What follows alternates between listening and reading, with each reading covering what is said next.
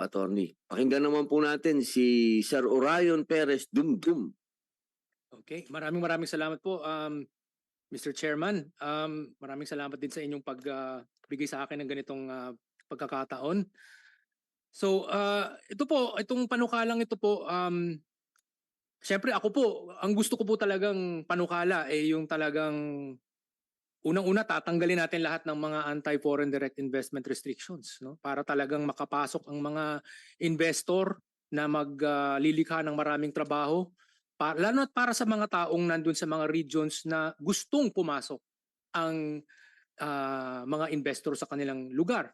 Katulad ng BARM. Ang BARM lumalabas na nung nagkaroon ng Democracy Watch consultative session, no? Ang mga youth leader doon ay sumasang-ayon sa pagpasok ng foreign direct investors. At sa tingin ko, hindi kasi sila nahihirapang makapag-isip na hindi sila naiiba masyado sa ibang mga karatig bansa natin.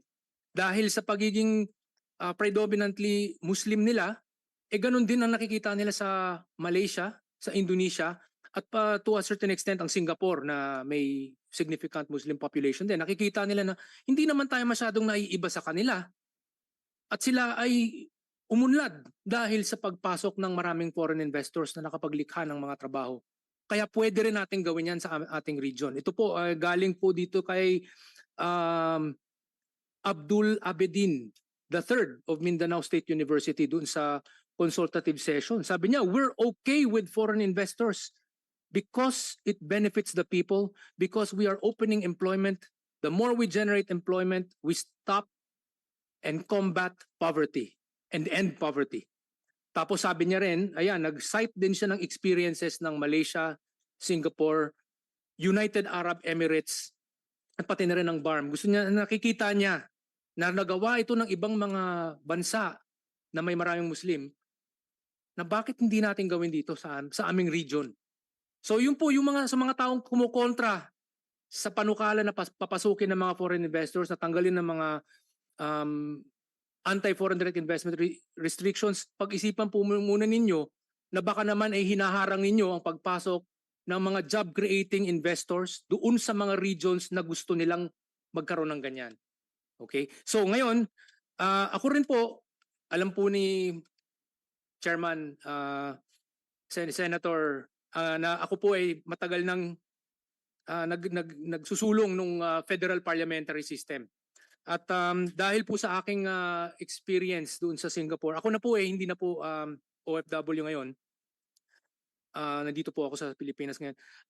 Sa tagal ng nakita ko sa Singapore, 5 years po ang mga termino po ng kanilang mga opisyal. At nakikita ako na maganda po talaga yung 5 years. No? 5 years, and if possible nga, dahil ito rin ang nangyayari sa lahat ng mga bansang progresibo, lahat ng mga bansang gumagamit ng parliamentary system, wala po silang term limits. Ito po yung lumalabas, wala pong term limits. Marami po, as it turns out, dito po talaga sa Pilipinas, na brainwash ang marami sa atin, na nag-iisip tayo na kailangan ng term limits, masama ang unlimited terms daw. Pero kung makita natin yung ibang mga bansang mga progresibo, o yung mga karatig bansa natin dito sa Southeast Asia, puro sila may unlimited terms. Kung magaling yung isang politiko, patuloy siya sa kanyang posisyon. Kung nagkamali siya, o maaari siyang tanggalin ng kanya, maaari siyang hindi iboto sa next term. So yun po yung estilo, no? Dito sa atin, ginagaya po natin ang estilo ng Mexico at ng ibang mga bansa sa Latin America, na alam naman po natin, sa Latin America marami pong medyo hindi ganun kaganda ang kalabasan ng kanilang mga ekonomiya. At yun po ang ginagaya natin, na naglalagay ng term limits, no? Ang nangyari sa Pilipinas po, gayang-gaya po tayo sa Mexico, no? Same number of years para sa presidente at hindi nakakapag-run for re-election. 1 6-year term ang president nila. 2 6-year terms for senators sa Mexico. 2 3-year terms for House of Representatives, for the lower house sa kanila. Parang parehong-pareho actually. Although nagkaiba ng konti dahil sa atin 3 terms yung lower house natin, sa kanila 2 terms lang. Pero kumbaga, very similar ang sistema na meron tayo. in terms of yung mga term limits natin. Parehong-pareho sa Mexico. So yung po nangyari sa atin, hindi po American system ang nagaya natin. Mexican system po, sa totoo lang. So kung maaari, mas maganda po talaga kung naka-parliamentary system tayo, sana. No, yun yung ideal. Federal parliamentary system, 5 years ang mga termino at um, wala sanang term limits. Ngayon, dito po sa panukalang ito, para sa akin magandang unang hakbang ito. Kung hindi natin makukuha ang approval ng ating mga kasama sa legislatura na siguro natatakot sila sa parliamentary, natatakot sila sa iba't ibang mga ano dito, siguro ito ay magandang unang hakbang. Kahit 4 years o 5 years dahil ang 3 taon ay napakaiksing panahon lang. Hindi po talaga sapat ito para magampanan ng mga opisyal ang kanilang trabaho. Dahil agad-agad sila nag-iisip ng re-election na naman, no?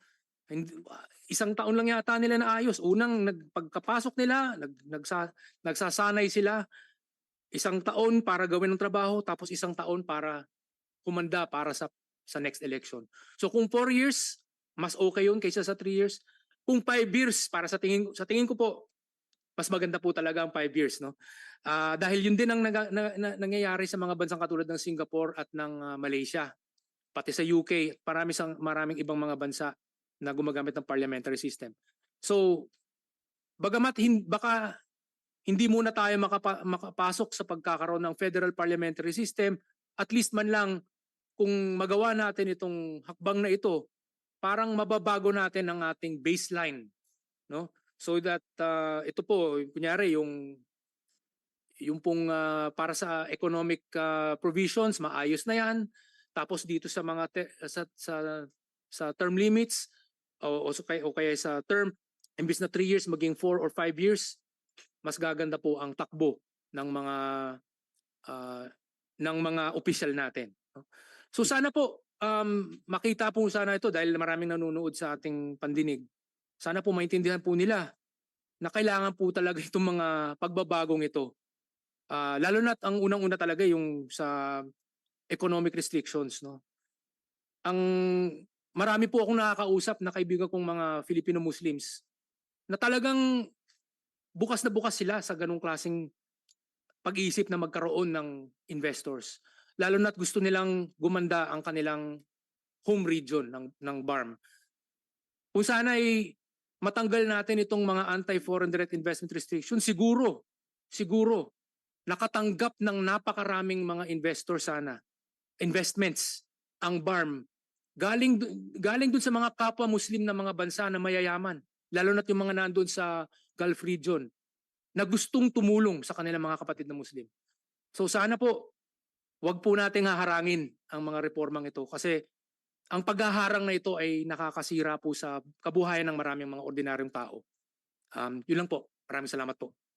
Maraming salamat po, Sir Orion. Mag-umpisa na po tayo ng